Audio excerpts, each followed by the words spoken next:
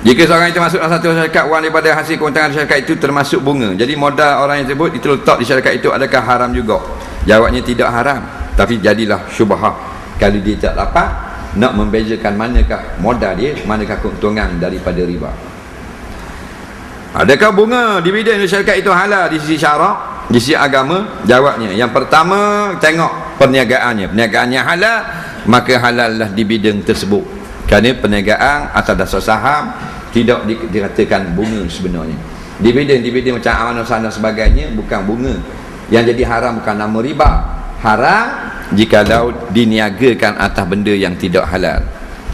Contohnya kita simpan ramai-ramai masuk dalam satu syarikat, pakat-pakat ubuh duit itu diberi pinjaman pada orang lain dan makan riba. Keuntungan itu dinamakan dividen kepada penyimpan. Situ sebab haram.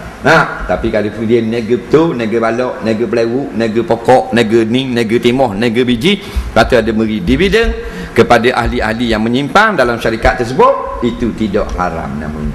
Soalan seterusnya, wang haram wajib keluar zakat tak? Tak wajib keluar zakat, kerana wang tu haram pada awal dah.